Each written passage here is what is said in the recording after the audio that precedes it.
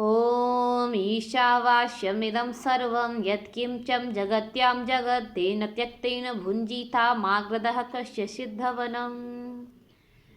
समस्त देशवासियों को मेरी तरफ से नमस्ते।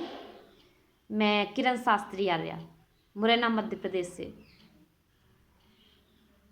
और जो आज का विषय मैं आपके सामने प्रस्तुत करने जा रही हूँ वो बहुत ही महत्वपूर्ण है। और ये विषय आर्य समाज के संस्थापक महर्षि दयानंद जी उनकी लिखित पुस्तक सत्यार्थ प्रकाश के 7वें समुल्लास में से लिया है। और ये विषय है 33 कोटि के देवता।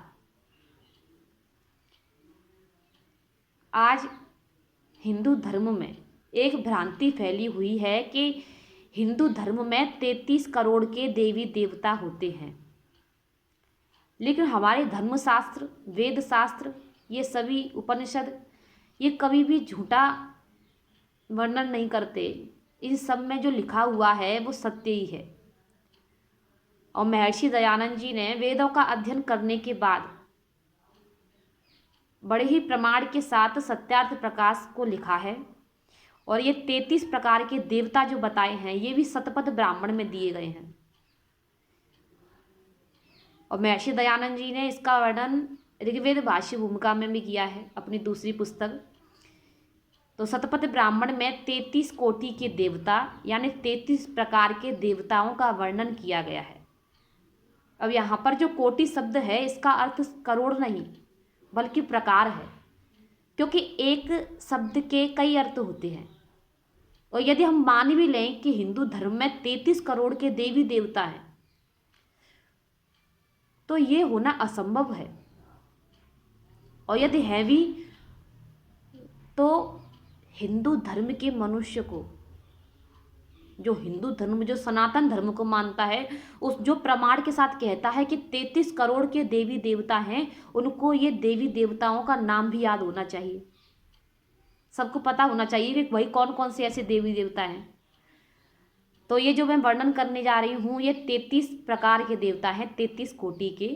और सबसे पहला है, आपको बता दूं मैं कि जो दिव्य गुणों से युक्त है उनको देवताओं का दर्जा दिया गया, उनको देवताओं का अधिकार दिया गया है। तो नंबर 1 8 वसु हैं।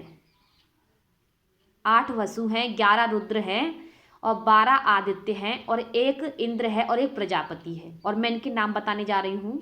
8 वसु यानी जिस पर बसते हैं, जिस पर हर प्राणी, हर जीव जंतु जिस पर बसा हुआ है। नंबर 1 पृथ्वी, नंबर 2 जल, नंबर 3 अग्नि, नंबर 4 वायु, नंबर 5 आकाश, नंबर 6 चंद्रमा, नंबर 7 सूर्य, नंबर 8 नक्षत्र। ये 8 वसु हैं। अब आते हैं 11 रुद्र। रुद्र का मतलब है रुलाने वाले। और ये 11 रुद्र हर मनुष्य के अंदर है, हर प्राणी के अंदर है। क्योंकि जब मनुष्य, जब इंसान की जब मृत्यु होती है तो सिर्फ जीवात्मा ही शरीर से नहीं निकलती, बल्कि पूरे 11 रुद्र। और वो रुद्र हैं, इसको रुद्र इसलिए कहा गया है क्योंकि ये रुलाने वाले हैं।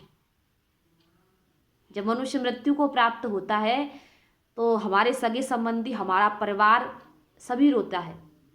और ये रुलाने वाले हैं इसलिए इसको रुद्र का दर्जा दिया गया है, इसे रुद्र कहा गया है। और वो रुद्र कौन कौन से हैं? प्राण, अपान, व्यान, समान, नाग, कूर्म, कृकन्न, देवदत्त, धनंजय और एक है जीवात्मा।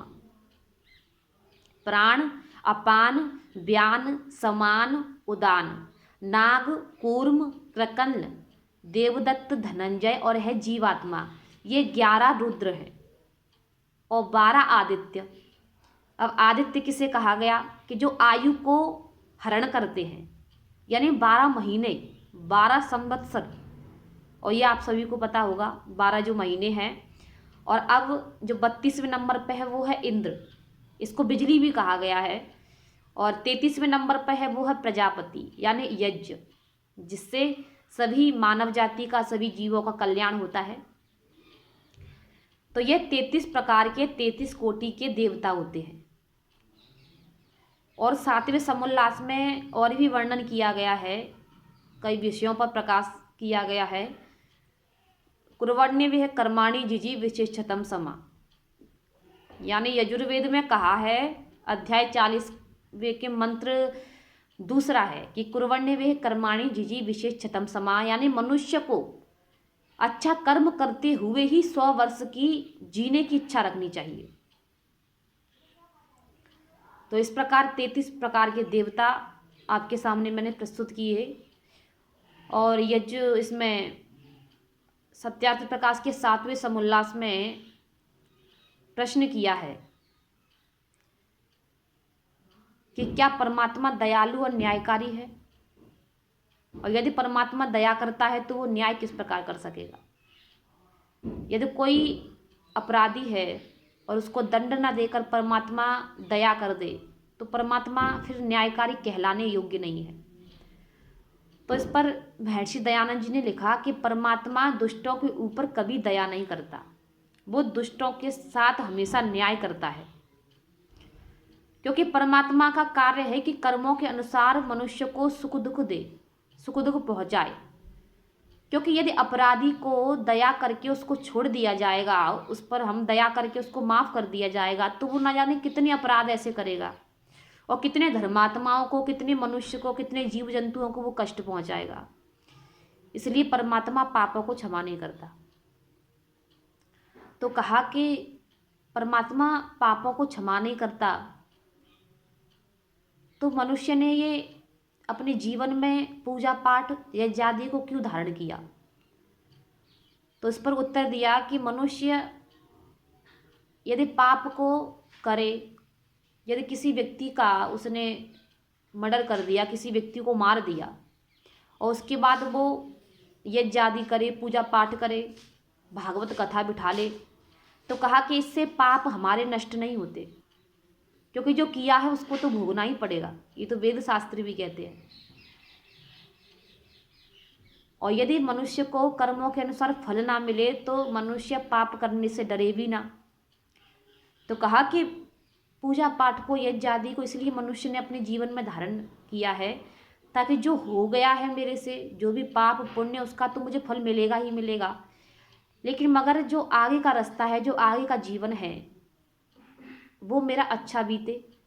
और वो यज्ञ आदि में यही कामना करता है कि यजुर्वेद में कहा है कि ओम याम मेधाम देवगणा पितरश्य उपासते तया मां मद मेदयाग्नि मेधाम विनम कुरु। हे परमात्मा, मुझे उस बुद्धि को तू प्रदान करना जिस बुद्धि की कामना देवता आदि सभी विद्वान लोग करते हैं, उस बुद्धि को मुझे प्रदान करना। यदि मनुष्य ये यज्ञादि में यही परमात्मा से कामना करे तो शायद आगे जाके वो कभी पाप नहीं करेगा और उसको कभी भी दुख नहीं मिलेगा।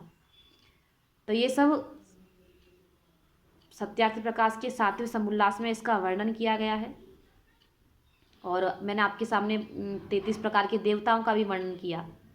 और इस वीडियो को आप अधिक से अधिक शेयर करें, और हर जो हिंदू भाई है, जो हिंदू धर्म को मानता है, यदि आप भी हिंदू धर्म को, सनातन धर्म को, वैदिक धर्म को मानते हैं तो कृपया इसे अधिक से अधिक हिंदू भाइयों में से शेयर करें।